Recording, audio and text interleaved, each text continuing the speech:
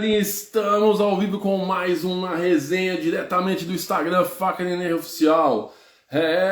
Tô ao vivo. Se você tá vendo essa entrevista no YouTube, perdeu a oportunidade de assistir lá ao vivo lá no Instagram, mandar a sua pergunta e quem sabe, né, ter ela respondida pelo meu convidado na hora. Então, entra lá no meu Instagram, Faca Neném Oficial, se inscreve. Se inscreve também lá no Instagram do Avante Treinamentos, lá do Jefferson. E também no YouTube, o Jefferson tá lá. Ele tem um canal muito bacana no YouTube, referente a vários vídeos aí sobre treinamentos com máquinas e equipamentos. O cara é fera, né? Referente à parte de empilhadeiras. Marciano entrou. Marciano, tô devendo uma visita pra você, hein, velho? Bateu uma viola, hein? Uma pizzaria aí. E então, galera, se inscreve lá, tanto no Faca Neném Oficial, como também lá na página do YouTube do Jefferson, Avante Treinamentos. O cara é fera na parte de empilhadeiras aí. Para você que está me mandando mensagem aí referente ao treinamento que estou divulgando aí, implantação do zero da segurança do trabalho, aqui na minha bio tá o link, é só clicar, você vai ser redirecionado aí para receber as instruções de como participar. Beleza? O Jefferson já entrou, vou aqui chamá-lo aqui para minha bela live. Vamos lá, convidado Jefferson, bela live aqui. E aí, Jefferson, recebeu aí o belo convite? E aí, foi? Cheguei. Grande Jefferson! E aí, Fabiano, tudo bem? Boa noite. Tá me ouvindo bem aí? Eu tô, e você, me ouve bem? Tô, tá tranquilo aqui, cara, show de bola. Muito Então tá obrigado bom. aí, viu, cara? Você ter Cara, tirado eu seu que dia. agradeço de você ter me convidado aí para fazer essa live, você é louco. Ok. Eu sei que seu dia hoje tá pancado, né, cara? Tirou um treinamento, um horário, né? Uma horinha aí para poder passar conhecimento Não, pra galera. até que deu uma aliviada, deu uma aliviada, teve uma mudança de planos no cliente lá, então deu uma tranquilizada. Pô, que legal. Marciano entrou, Jonatas entrou também. Acho que é Jonatas que entrou. Galera já tá participando aí. Ô Jefferson, para quem não te conhece, cara, já falei um pouquinho aí quando eu entrei, né? Você é coordenador da Avante Treinamentos. Queria que você se apresentasse para a galera aí, cara, para quem não conhece seu trabalho ainda. Vamos lá então. Boa noite para a turma que está entrando aí, para os curtidores da página Faca na NR Oficial. Meu nome é Jefferson Chiesi, eu sou técnico em segurança do trabalho, me formei em 2010 pela ETEC, Aprígio Gonzaga na Penha. Antes de eu ser técnico em segurança do trabalho, eu venho da área de segurança patrimonial, trabalho desde 1999 como vigilante, depois fiz o curso de VSPP, trabalhei para 2 famílias conhecidas aqui em São Paulo, fazendo segurança pessoal. Eu entrei numa grande indústria em Guarulhos em 2006 como supervisor interno, só que na ocasião eu fiquei subordinado à área de segurança do trabalho, foi aonde eu aprendi a atividade de segurança do trabalho. Trabalhei 6 anos nessa empresa, aonde em 2009 eu falei, poxa, eu já estou fazendo toda a atividade de segurança do trabalho quase, já era da CIPA, da brigada, acompanhava a liberação de serviço, participava de treinamentos e tudo mais. Eu falei, poxa, eu vou entrar nessa área, né? Aí que E você aí onde eu entrou. decidi, aí onde eu entrei nessa área, eu decidi estudar e em 2010 eu me formei como TST. Só que incrível, né? Eu era um cara que eu jamais falava, se você perguntasse para o Jefferson há 11 anos atrás o que você vai ser quando você crescer, eu jamais falaria para você que eu ia ser instrutor, cara, porque eu era aquele segurança bruto, aquele segurança que não tinha paciência de ensinar ninguém, que não gostava de dar informação. E do nada assim eu me transformei. Eu até falo para as pessoas, né, que o que eu faço hoje não foi um planejamento meu, foi um planejamento do cara lá de cima, porque eu nunca falaria que eu faria o que eu faço hoje. E graças a Deus as pessoas gostam do que eu faço hoje.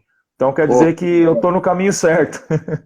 eu acho que, cara, é gratificante, né, ô Jefferson, a gente pegar uma pessoa que não sabe nem ligar uma máquina e você treinar o cara e você ver esse cara ser promovido na empresa É, e o que impacta isso, cara, é salário, né? Dobra do salário do cara, você vai proporcionar para ele uma qualidade de vida. Meu, é show de bola essa parte, né, cara?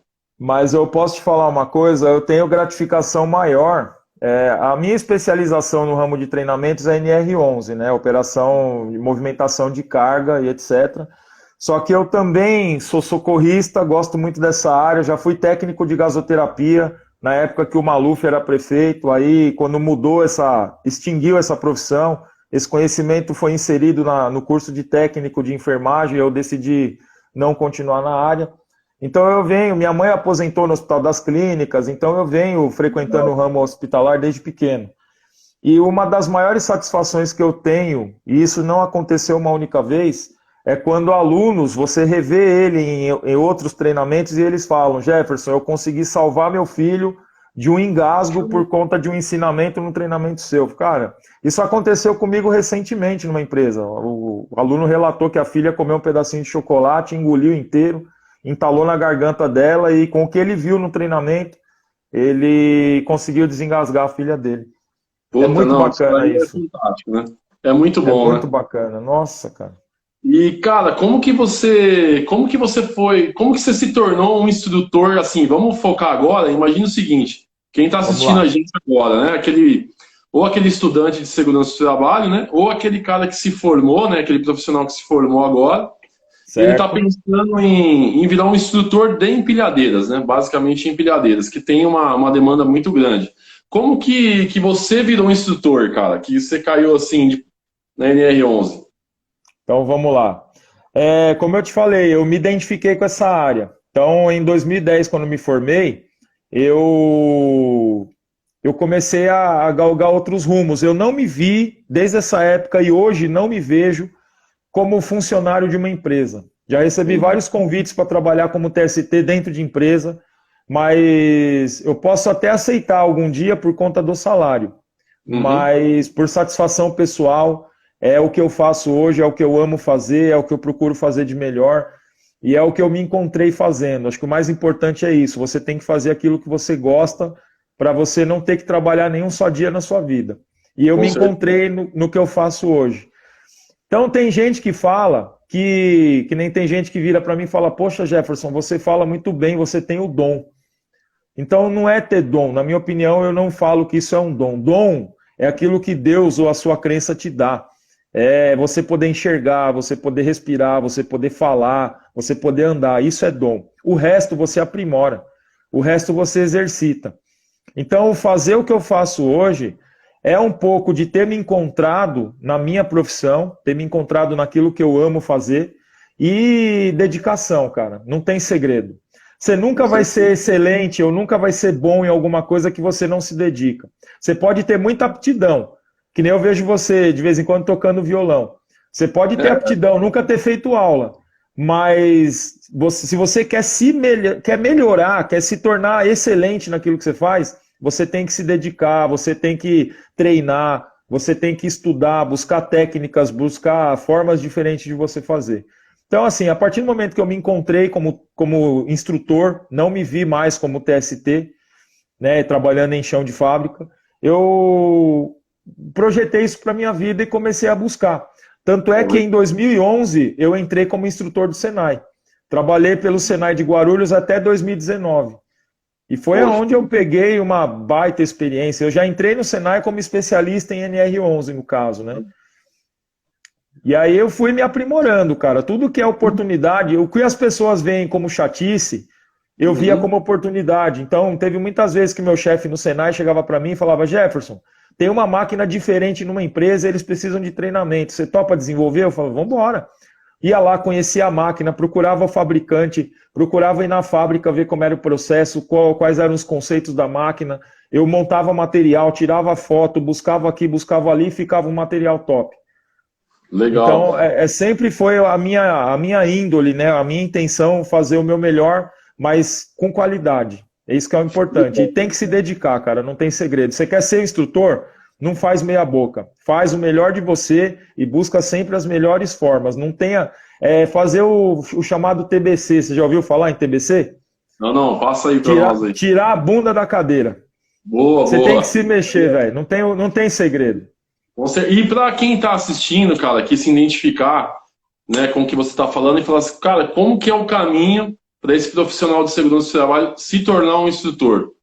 Tá. É o mesmo caminho que eu trilhei e hoje eu vejo que a rapaziada mais nova, até me desculpa quem estiver assistindo, se estiver nessa condição, mas é uma opinião minha, tá, gente? Eu tô com 43 anos de idade e eu venho de uma geração que a gente arregaça as mangas e vai para cima. E eu vejo que essa molecada de hoje não tem muito isso.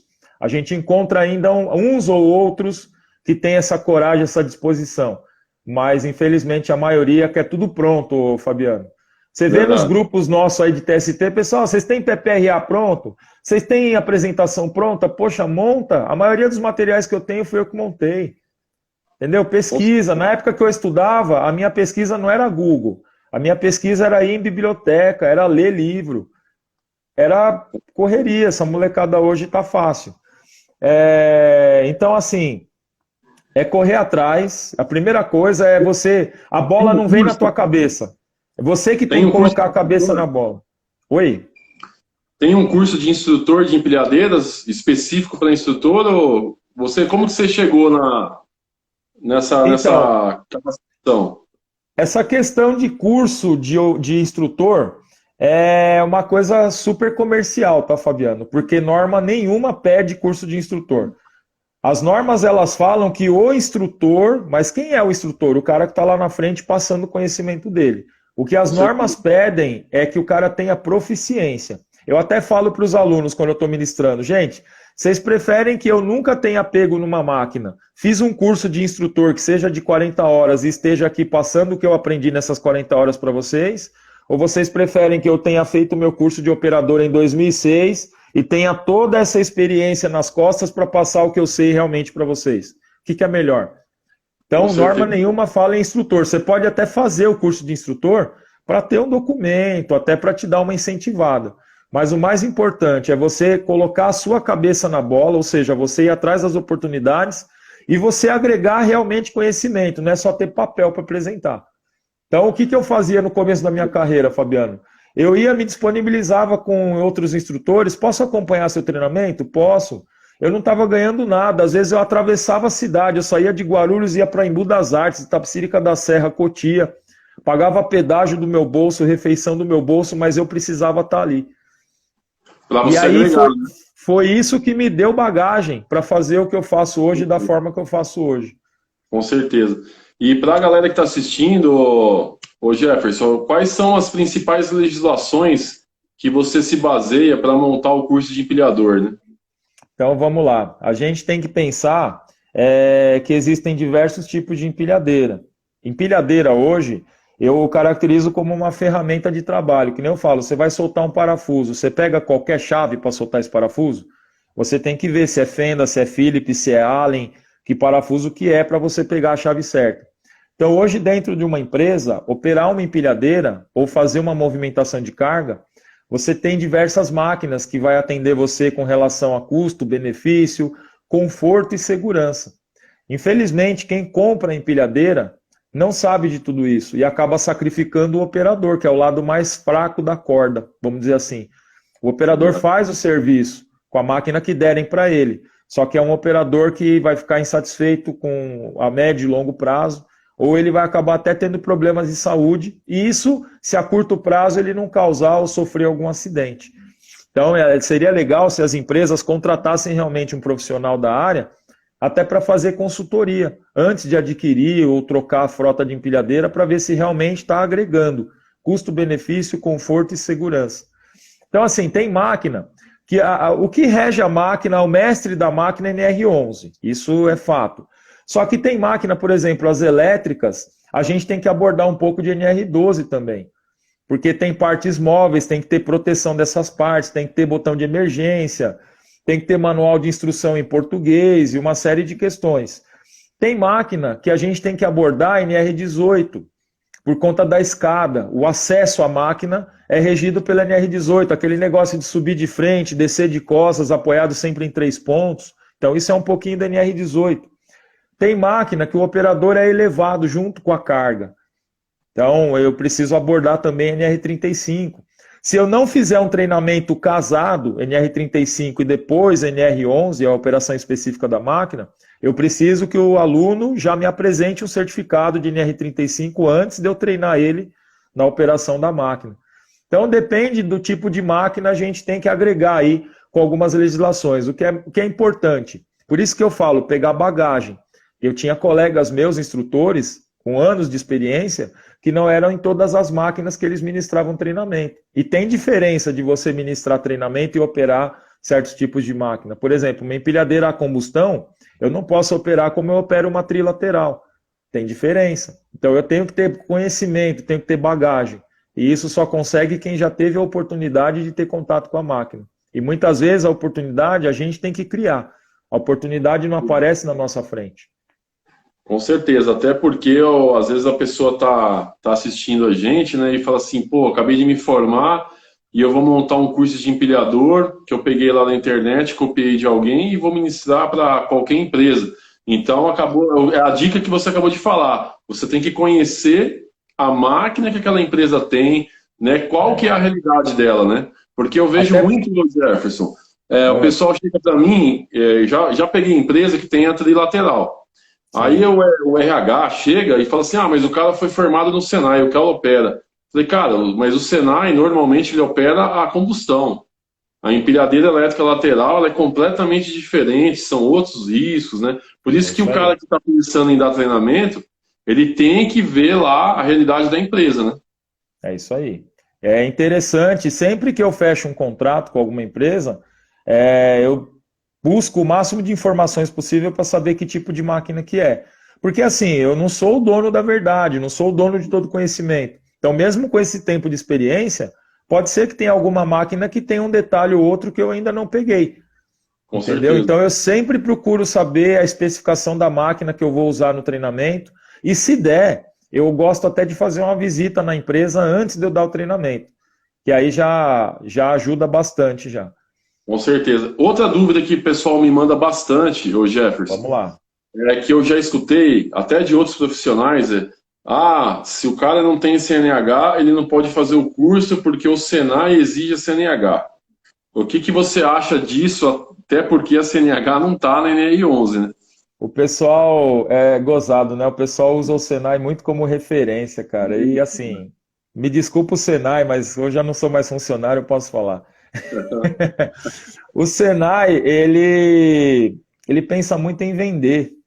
Com certeza. Tem gente que fala, não tem fins lucrativos, tem, mas às vezes eles falam umas coisas que não condiz com norma, que quando o aluno realmente se interessa e busca informação, ele acaba encontrando a verdade. Um exemplo disso, não vou entrar nesse assunto, eu vou responder a tua pergunta. Um exemplo disso é a reciclagem. Talvez seja uma das próximas perguntas que você me faça. Mas vamos lá, a CNH. A NR11, no item 11.1.5, fala que o operador de máquinas de movimentação de carga tem que ser habilitado. Certo? Essa habilitação, ela não é a CNH. Tá? Aliás, minto, o item 11.1.5 fala que ele tem que fazer o treinamento que o habilitará nessa função. O item 11.1.6 é que fala que ele precisa ser habilitado. É onde muitas empresas se baseiam para falar que o operador precisa ter CNH. Vamos lá, o habilitado que a NR11 trata não é a CNH, é o curso. Então, para operar uma empilhadeira, basta eu ter o curso, ok? O que pede a CNH, Fabiano, é o Código de Trânsito Brasileiro, no artigo 144. Só que a CNH só vai ser exigida se eu operar uma empilhadeira na rua. Então, qualquer veículo que está em vias públicas, eu preciso ter a CNH para operar ele. E esse veículo, é o ideal também que ele seja registrado no Detran. Tem Detran... Então, tem Detran que emplaca empilhadeira, mas tem muito Detran que não quer emplacar. Mas, no mínimo, a empresa tem que emitir um documento constando os dados das empilhadeiras e protocolar no Detran. Pelo menos ela tem um respaldo jurídico com relação a isso. Se o Detran não quis dar prosseguimento no emplacamento, é outra situação. Mas a empresa tomou uma atitude em prol de comunicar ao Detran que tem aquela máquina e ela trabalha em vias públicas. Beleza. Nós, como escola, como empresa de treinamentos, somos obrigados a pedir a CNH para o aluno, para que a gente esteja protegido juridicamente.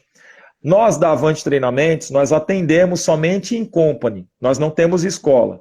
Então eu deixo claro para a empresa, você tem alunos para operar empilhadeira que não tem CNH? Se a empresa fala que tem, a gente não se opõe a treinar. Porém, eu emito o certificado de uma forma que esse certificado não fica atrelado somente à Avante. Eu emito como se o RH daquela empresa estivesse emitindo o certificado e eu, sendo o instrutor, assinando ele.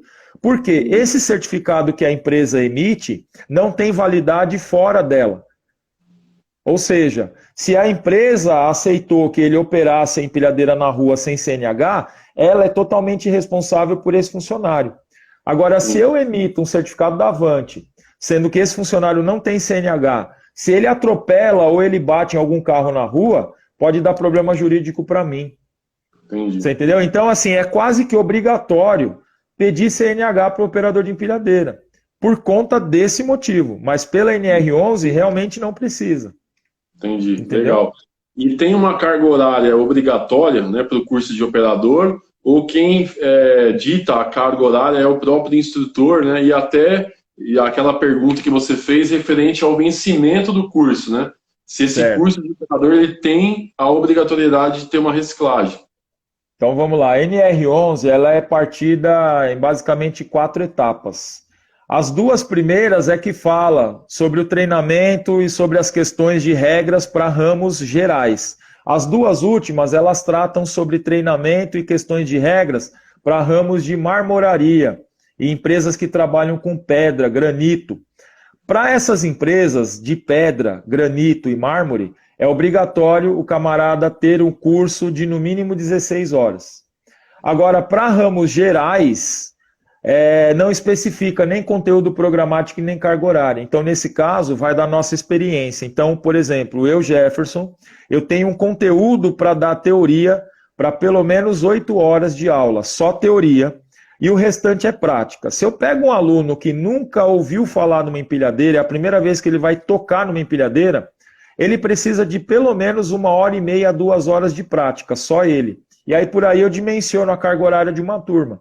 Se é um aluno que já tem uma noção, já movimentou alguma coisa, só não fez um curso oficial, aí eu pego com ele aí 1 hora, 40 minutos já é o suficiente. E uma reciclagem, no máximo 20 minutos, eu consigo testar o camarada a ponto de verificar quais são os vícios e fazer recomendações aí para ele mudar essa atitude na hora de operar e tornar a operação dele mais segura. Então, assim, a norma não tem carga horária, vamos falar no ramo industrial, sem ser essa questão de mármore, e não tem conteúdo programático. Com relação à renovação do curso, a NR11 ela não estabelece renovação do curso. O que ela estabelece é a renovação da autorização. Aliás, Fabiano, eu vou aproveitar essa live para esclarecer algumas coisas. Tem alguns alunos que ligam para a gente de outros estados querendo fazer o curso online. A gente tem um curso online de reciclagem e eles, quando fazem, ficam exigindo a carteirinha. A carteirinha do operador é a autorização que a empresa, que é contratante do funcionário, deve emitir. Essa carteirinha não deve ser emitida pela escola que oferece o treinamento. Então, o pessoal não entende muito isso e eles interpretam a norma de uma outra forma. A validade do curso, ela é eterna. O curso, ele tem validade vitalícia. Só que algumas empresas, por questões internas, ou cultura, ou certificação, etc., elas renovam o treinamento do operador. Tá? O que é exigido pela NR11 é a renovação do exame médico, que é para renovar essa autorização. Então, a empresa deve submeter o operador a exame médico anual, independente do PCMSO, lá na norma fala que tem que ser anual, e esse exame médico é o que vai determinar a validade do próximo exame médico, ou seja, a cada 1 ano ele tem que renovar o exame médico e trocar a carteirinha, que é a identificação de operador dele, que é o que autoriza ele a operar dentro da empresa. O curso em si não tem validade, só que as empresas, na grande maioria, por conta de certificação de cultura, elas renovam anualmente também. Algumas, como custeiam normalmente a reciclagem do operador, elas acabam renovando a cada 2 anos, para não ter um custo muito alto. Mas tem empresas que têm um budget bacana, que têm uma cultura bacana também, que acaba renovando até em menos tempo. Que nem, por exemplo, o departamento, o setor de carga lá, né, do aeroporto de Guarulhos, as renovações dos cursos lá são feitas a cada 6 meses. O terminal de carga lá do aeroporto de Guarulhos é a cada 6 meses as reciclagens lá. Então vai depender, Bacana. a reciclagem vai depender muito da empresa que o camarada está entrando. Tem empresa que o curso dele tem 5 anos e a empresa contrata. Tem empresa que o cara tem 9 meses de curso, a empresa manda ele renovar. Então vai depender muito da empresa que ele está entrando. Legal. E para quem não conhece tanto assim dos equipamentos ainda, eu queria que você passasse para a gente quais são as principais diferenças de uma empilhadeira a gás, né, a GLP, e aquela elétrica lateral, né, que a gente já comentou antes, né, que ela é bem diferente uma da outra. Só para a galera que não tem tanto conhecimento assim em máquinas, para você poder dar as principais diferenças, né, entre uma e outra. Bom, a combustão, ela se assemelha bastante com o carro, tá? Combustão, a gente tem as com câmbio mecânico e as com câmbio automático. Então, tem muito operador, né, que acaba de tirar a CNH num câmbio mecânico e às vezes se enrola um pouquinho para pegar uma automática, que é a maioria que a gente encontra por aí. Então, já começa por aí. A combustão mesmo, ela já tem uma pequena diferença. Tá? Com câmbio mecânico, ela tem o pedal de embreagem, o freio de serviço, o acelerador, e ela pode ter de 2 até 4 marchas. A diferença de uma empilhadeira com um carro é que a única marcha que não vai ter no câmbio de uma empilhadeira é a ré, porque toda empilhadeira ela tem um comando de direção, que coloca ela para frente e para trás, e também coloca ela no neutro. Tudo bem? Sim. A empilhadeira automática, nós temos 3 tipos. Nós temos a hidramática, temos a hidrostática e a monotrol. A hidramática, uma marca que gosta muito de usar esse funcionamento é a Toyota. Ela tem 3 pedais, 2 freios e um acelerador. O pedal da esquerda é freio de aproximação, o pedal do meio é freio de serviço e o da direita é o acelerador. Aí essa daí é automático, é só colocar para frente, neutro ou para trás. A partir do momento que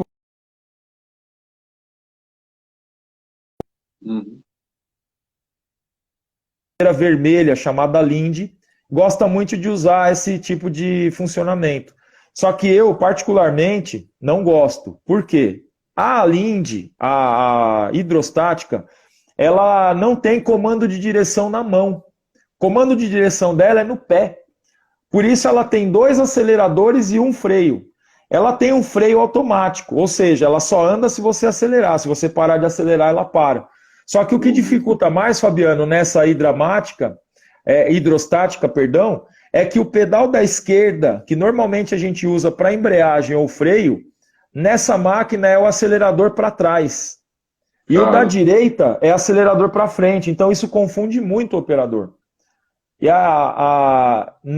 poucas máquinas que a gente encontra que tem esse funcionamento. Então, quando o operador pega, ele não está acostumado, ele não está habituado, ele confunde muito embreagem ou freio e ele mete o pezão nesse acelerador.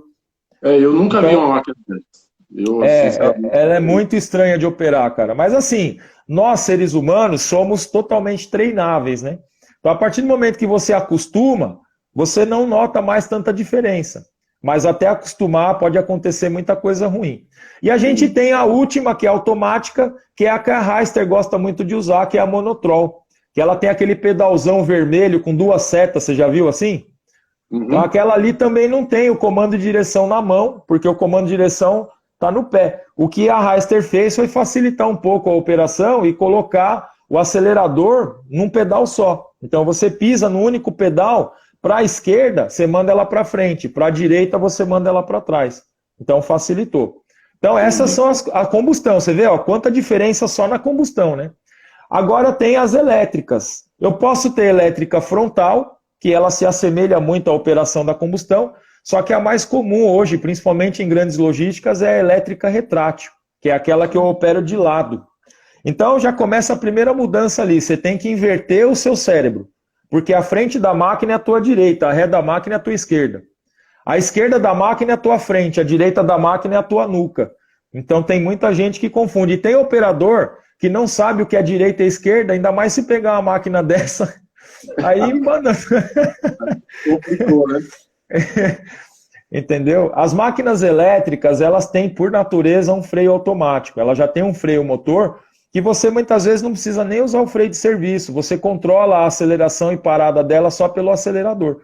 Então eu paro de acelerar, ela para de andar. Eu acelero, ela começa a andar. Mas mesmo assim elas têm um freio de serviço que atua diretamente nas rodas.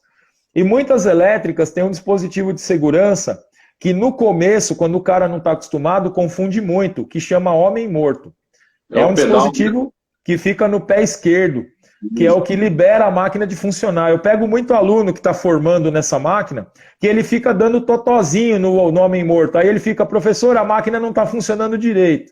Aí eu falo, desce daí, deixa eu dar uma volta. Quando eu subo na máquina, a máquina está perfeita. Eu falo, descobri teu erro. É só esse pé aqui, você tem que deixar ele plantado em cima desse botão. Aí não vai ter problema.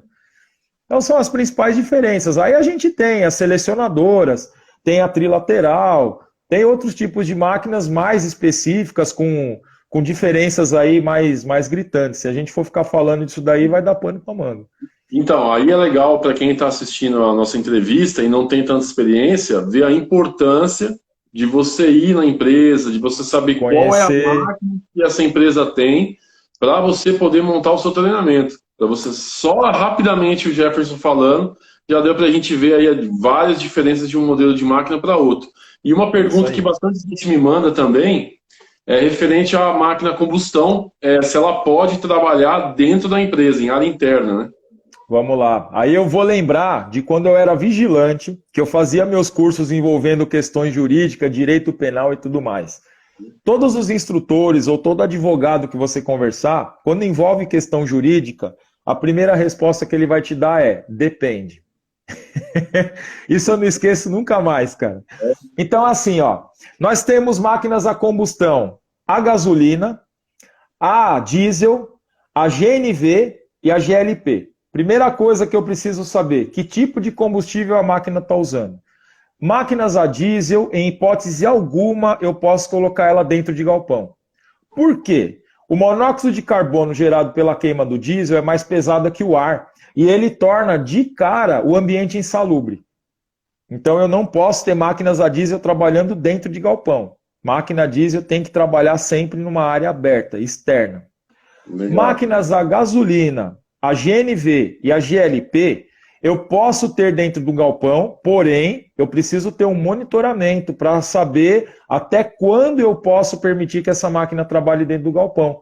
Porque o monóxido de carbono da queima do gás, dos gases, né, e da gasolina, eles são mais leves que o ar. Então eles acumulam primeiro no alto.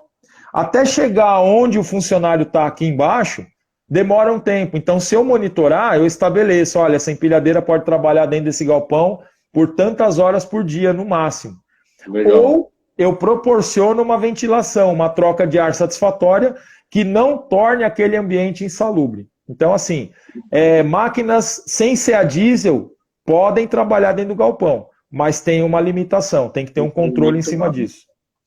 Tá. Outro ponto importante também, que bastante gente me pergunta, e eu queria tirar essa dúvida com você também, Jefferson, é a responsabilidade civil e criminal, tanto do operador como do instrutor. Então, vamos imaginar a situação. Aquele operador, ele, por um ato negligente, imprudente, né, ele acabou provocando um acidente grave, por exemplo, uma vítima fatal. Ele pode ser responsabilizado criminalmente? Quem formou esse operador? Ele também pode ser responsabilizado criminalmente? Como que é essa parte da responsabilidade civil e criminal em acidente envolvendo operador? Certo. Então, mais uma vez, envolvendo questão jurídica, a palavra depende. Então, precisa ver qual foi a qualidade do treinamento. Eu já peguei colegas, instrutores, que foram contratados para dar treinamento de empilhadeira e passaram o treinamento inteiro contando história de viagem. Passaram o treinamento inteiro batendo papo ou passando vídeo. E não deram instrução, não se preocuparam em fazer prática com o aluno. Então, assim, nós como instrutores precisamos ter respaldo jurídico. O que nos respalda? A palavra pode respaldar, mas nem sempre a palavra é confiável. Né? A boca fala o que quer. Então, a gente tem que colocar conteúdo programático, a gente tem que colocar isso em lista de presença, em certificado, a gente tem que fazer avaliação escrita, amarrando aí o máximo de questões possíveis, que possam gerar responsabilidade civil e criminal para nós.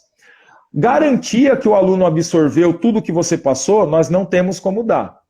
Então, pode ser que eu dei uma aula de 160 horas para o aluno sai do treinamento e atropela alguém. Então, quer dizer, o assunto foi passado, só que o aluno estava no WhatsApp, o aluno estava com a cabeça em Nárnia e ele não absorveu o conteúdo. Então, isso eu não tenho como garantir. Mas eu tenho como garantir que eu passei o conteúdo, através de documentações, através de comprovações da minha aula, plano de aula. Então, você constar o que você está passando para o aluno e fazer ele assinar e comprovar que recebeu esse conteúdo, isso já te respalda juridicamente. Mas quando a escola ou o instrutor não se preocupa em amarrar a sua responsabilidade dessa forma, e o aluno falar, esse instrutor não me ensinou isso, e ele tiver comprovação, como provar que realmente você não passou aquele conteúdo para ele, o instrutor e a escola pode sim ser responsabilizado juridicamente por isso. Legal. Outra dúvida também que muita gente me pergunta é referente às famosas gaiolas nas empilhadeiras, né? Isso daí é uma briga, o técnico de segurança, o engenheiro, o que você pensa a respeito de gaiola sendo acoplada em empilhadeira para elevar pessoas? É então, proibido? O que você acha dessa questão aí? Não tem texto nenhum falando que é proibido.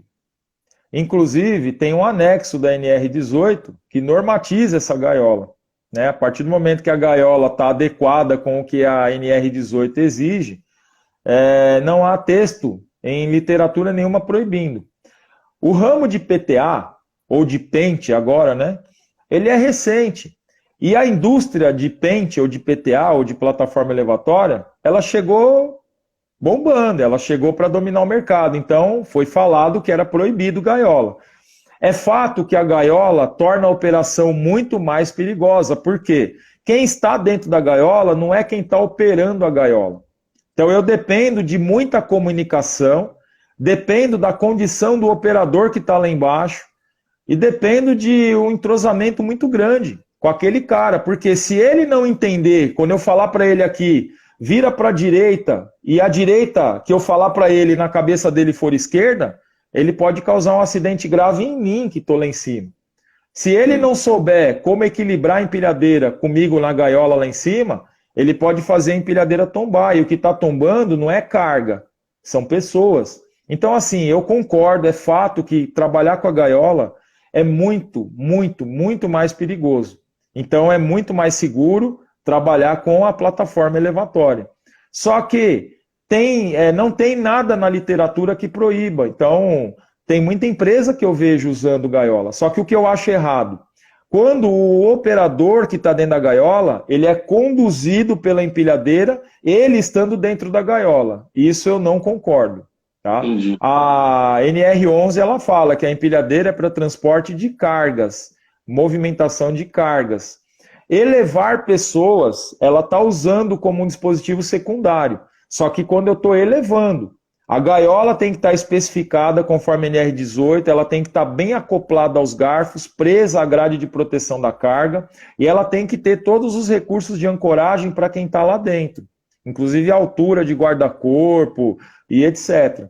Só que o que eu não concordo é quando o operador transporta a pessoa dentro da gaiola, e isso aí torna a operação, na minha opinião, irregular e mais perigosa. Mas assim, a minha opinião hoje, Jefferson, você usaria uma gaiola para levantar pessoas? Eu, como operador de uma empilhadeira, não faria isso hoje.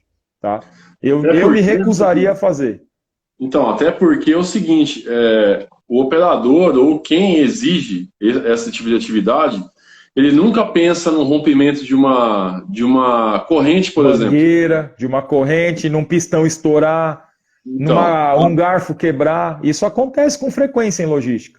Então, se a mangueira estoura, o garfo ainda desce numa velocidade mais lenta, mas se a corrente estoura, despenca o garfo, não é? Depende do estado do pistão, Fabiano. Tem pistão que já está todo arrebentado e ele não tem mais aquela resistência de fechamento, sabe?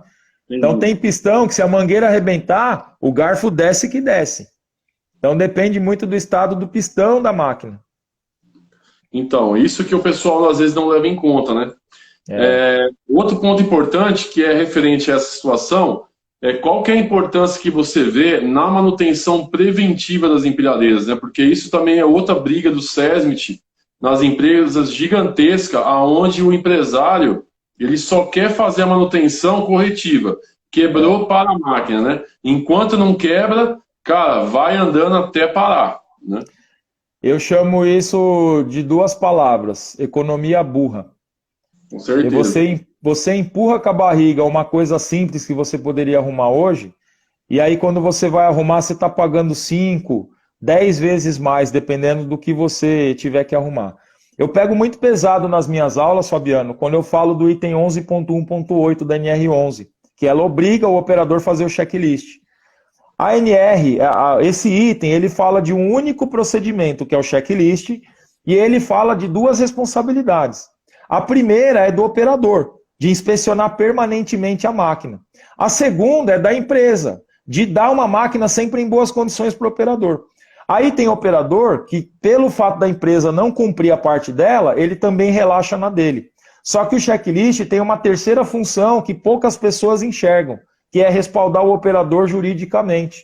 Responsabilidade civil e criminal. A partir do momento que eu coloco um defeito no checklist e aconteceu um acidente relacionado àquele defeito, a partir do momento que eu relatei e entreguei, dei ciência para a empresa, a responsabilidade não é mais minha. A empresa precisa ter ciência disso, que aquela não conformidade que o operador aponta no checklist, ela precisa tomar uma providência. Isso, inclusive, gera não conformidade em auditoria. Isso pode atrasar renovação ou aquisição de certificação e uma série de coisas. Só que tem empresa que não pensa nisso. Então, eu chamo isso de economia burra. Aquela coisa simples que o operador está apontando no dia a dia, se você tiver um plano de manutenção, seja interna ou externa, sai bem mais barato do que você fazer a corretiva no final das contas. E outra, a corretiva ela não acontece com a máquina parada. A corretiva acontece com a máquina funcionando. Então, dependendo do tipo de quebra que der, vem junto um acidente que vai custar de 4 a 5 vezes mais. Com Só que o certeza. empregador não pensa nisso, ele pensa no hoje. Com certeza. Eu queria saber a sua opinião também, ô Jefferson. Cara, essa operação de empilhadeiras, principalmente em CDs, né, onde a gente tem as estruturas porta-pallets, né, você tem ali às vezes 4, 5 níveis de pallets, né, 14, 15 metros de altura, que, cara, basicamente a gente vê um monte de vídeo de acidentes aí, o cara derrubando a rua inteira, né. Eu já sei bem o que é isso daí.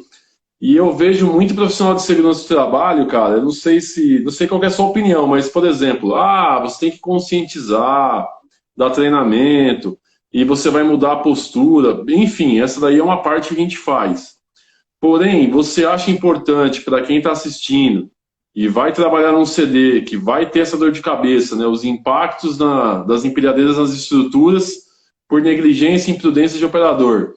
Você é adepto de que, cara, não tem jeito, tem que aplicar advertência, suspensão, a galera só respeita quando ela, infelizmente, teme, né, o poder que a segurança está ali fiscalizando, ou você acha que só na conversa, só no DDS, você consegue reverter isso? Cara, quando a gente lida com pessoas, a gente não consegue decifrar de cara a cabeça de cada um. E o pensamento e a atitude de cada um pode mudar, dependendo do que ela estiver passando. Então, isso pode mudar, às vezes, de um dia para o outro. Então, assim, a empresa ela tem que estar respaldada. Ela tem que fazer a parte dela, tem que cumprir a legislação dando treinamento, só que com treinamento não é garantia que o funcionário vá assimilar tudo e vá colocar em prática tudo aquilo que ele viu. A empresa ela precisa fazer a parte dela. Quando eu falo para um funcionário que a gente, operador de empilhadeira, tem que estar ligado 360 graus à nossa volta, a empresa também precisava ter essa concepção. Quando a gente amarra tudo que envolve a segurança da operação, a gente deixa de responsabilizar e de focar, de jogar o fardo só para cima do operador. Porque o que envolve a segurança da operação? As condições da máquina, as condições da carga, o piso onde eu estou passando, as condições da estrutura onde eu estou colocando ou retirando carga, o espaçamento que eu tenho para trabalhar. Cara, tem muita empresa que eu vou que o cara tem um corredor de 1,60 m, o cara tem um corredor de 2,40 m para trabalhar, aonde a empilhadeira que ele está trabalhando ali precisa de um espaço maior. Então a empresa quer fazer mais com menos e ela sacrifica o lado mais fraco da corda, que é o operador. Então a empresa tem que se conscientizar. Muitos treinamentos... Quando faz aquelas fileiras de pallet na rua também, né? Que aí você já diminui metade da rua, né? E aí tem um agravante, Fabiano, que no meio das empresas, eu sempre falo, você pega uma indústria aí com 1.000 funcionários, desses 1.000, 10% ou 20% no máximo vão ser operadores.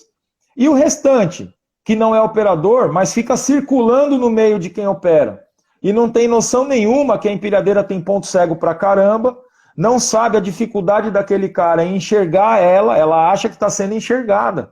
Só que a empilhadeira tem muita coisa ali que atrapalha a nossa visão. Então eu acho que a empresa deveria pensar em tudo isso e a empresa mudar a forma de tratar o operador, dando mais condições. Não só treinando o operador, que nem quando eu vou numa empresa, eu treino só o operador. Eu não treino o chefe do operador, que às vezes pede umas coisas que é fora do comum de o cara fazer. Eu não treino os pedestres, eu não faço uma palestra em CIPAT para pedestre, eu já tenho palestra montada para isso. Eu não faço palestra em CIPAT alertando um pedestre sobre os perigos que ele corre ficando perto de uma empilhadeira, fazendo um procedimento, e qual é a dificuldade que o operador tem quando o pedestre está ali, muitas vezes sem noção, atrapalhando ele. Então a empresa precisaria pensar. Muitas vezes a empresa pensa nisso colocando recursos. Coloca luz na empilhadeira, só que não ensina o operador nem o pedestre a como utilizar aquela luz para o lado da segurança. Coloca sensores, coloca colete refletivo, só que colocar o recurso não basta, eu preciso colocar, treinar e fiscalizar, mas não é fiscalizar punindo, é fiscalizar orientando. Muitas empresas e muitos colegas da área pensam que punir é a chave, não é. A gente tem que ir pela educação, não pela imposição. A gente tem que dar o exemplo em primeiro lugar. Legal. E transpaleteira, ô Jefferson, que muita empresa também tem muita transpaleteira, né, embarcada, desembarcada, vários modelos. Tem vários tipos. De uma forma geral, cara. Tem que ter um curso também, você acha bacana ter o curso de operador de transpaleteira para aquela máquina? Porque a maioria das empresas não faz, né? Na transpaleteira o cara já entra, bate aquele papozinho ali de 10 minutos e já solta a máquina pro cara. Com certeza, o próprio item 11.1.5 da NR11 fala que o operador de máquinas de movimentação de carga tem que ter treinamentos específicos. Então, se eu vou operar uma ponte, eu tenho que ter treinamento de ponte. Se eu vou operar uma talha, eu tenho que ter treinamento de talha. Se eu vou operar uma empilhadeira, treinamento de empilhadeira. Se eu vou operar uma transpaleteira, treinamento de transpaleteira. Se eu for operar um rebocador, eu tenho que ter treinamento de rebocador. Então, treinamento específico é isso. Mudou a máquina, muda a segurança, muda a regra de operação, muda algum detalhe que pode colocar a operação do camarada em risco, não só para ele, mas para muitas pessoas. Inclusive, o treinamento que eu estou fazendo aqui nesse cliente que eu estou é de transpaleteira, né? Eu estou fazendo reciclagem. Mas, que nem você falou, tem muita empresa que eu vou lá, eu vejo o operador de transpaleteira trabalhando e ele não tem curso. A empresa pensa que tem que treinar só o operador de empilhadeira. E nem tem empresa, por exemplo, que tem ponte cabinada e ponte com botoeira, com controle remoto. Essa empresa, ela treina só o cara que trabalha com a cabinada. A que trabalha com controle remoto, ela não treina. Você vê que situação? Então é má interpretação da norma, só que assim, uma hora a conta vem, né? Torcer para não dar nada de ruim nessa empresa. Porque se der alguma coisa ruim, aí a cobrança vem pesada. E o primeiro documento que, não sei se para quem está assistindo, né? Espero nunca passe por isso, mas se você tiver um acidente com uma gravidade mais séria, que dê polícia civil, dê delegado na empresa, a primeira coisa que ele vai te pedir é: cadê o curso de capacitação do cara nessa máquina? É a primeira coisa que ele fala. Todo acidente envolvendo máquina, Fabiano, uma das primeiras coisas que eles pedem também, depois que vê se o cara tem a autorização para operar, é o checklist. Com certeza. Então, todo acidente envolvendo máquina, a investigação começa pelo checklist. Eu uso muito como exemplo nos meus treinamentos o acidente que aconteceu na construção do Itaquerão, lá com o guindaste. Sei, lembro. Eles pegaram o checklist e viram que estava tudo ok. Ah, vamos ver a capacitação do operador. Infelizmente, o operador foi a própria vítima, né? Mas estava tudo ok também a capacitação dele. Vamos desmontar o guindaste e ver uma análise técnica. O guindaste estava ok. Aí que eles foram para outro âmbito na investigação e acabaram descobrindo quem realmente proporcionou aquilo lá, né? Mas a princípio eles vão em cima do operador. É o que eles pensam logo de cara. O operador fez besteira. Vamos ver se ele está qualificado, se ele fez a análise, a inspeção na máquina e etc. Infelizmente é assim. O lado mais fraco da corda sempre é o que vai primeiro. Por isso que eu falo para os operadores. A empresa, quando contrata um treinamento para vocês, ela está se respaldando juridicamente. Ela quer ver lista de presença assinada e certificado emitido. Agora, como que você, que é operador, se respalda juridicamente? Aquilo que o instrutor passa é para ser cumprido, não é para entrar por um ouvido e sair pelo outro, porque é você colocar aquilo em prática que vai realmente te respaldar juridicamente. Eu sempre falo para os alunos também, Fabiano, o que vai te condenar não é a carga horária do treinamento, seja 8, 16, 24, 32 horas. O que vai te condenar é o que você vai fazer quando você estiver sozinho. Depois que o treinamento acabar, que você tiver autorização para operar. No treinamento, todo mundo faz bonitinho, todo mundo faz certinho. O problema é depois, quando aquilo vira rotina, que o cara já fica de saco cheio de fazer sempre a mesma coisa, e ele começa a pular etapas de segurança, ele começa a inventar moda para quebrar a rotina. É onde ele cria um abismo, e normalmente é ele mesmo que cai dentro. E é o que eu sempre falo, né? Quando você perder o medo da máquina, é onde você vai provocar o acidente, né? Normalmente é o fato. Ô Jefferson, para quem estiver assistindo a gente aí, cara, e quiser contratar a Avante Treinamentos aí, como é que o pessoal faz aí para ter o Jefferson aí ministrando o curso pra galera? A gente está presente nas principais redes sociais, né? O próprio Instagram, @Avante Treinamentos, LinkedIn, Facebook. Temos o canal no YouTube. Aliás, eu quero te agradecer, porque foi através do vídeo que você fez no seu canal, referenciando o nosso canal, que a gente se conheceu e está aqui hoje, né? E temos os contatos via normal, que é o nosso site, avantetreinamentos.com.br. Temos o telefone fixo, que é 011 4179 9898, e o WhatsApp, que é o 011 95912 0606. Então é fácil jogar Avante Treinamentos, Avante com TI no final, Avante Treinamentos no Google, já vai aparecer fácil aí o nosso contato. E falando, até uma dica, tá, galera? Eu vejo muito instrutor, né, colegas meus de profissão que dão treinamento há muito tempo. E uma dica para quem está começando, né, querer ser um instrutor, ou que está começando a dar curso, cara, por mais experiência que você esteja, sempre que você tiver a oportunidade de ver um outro profissional ministrando um treinamento, assista. Por quê?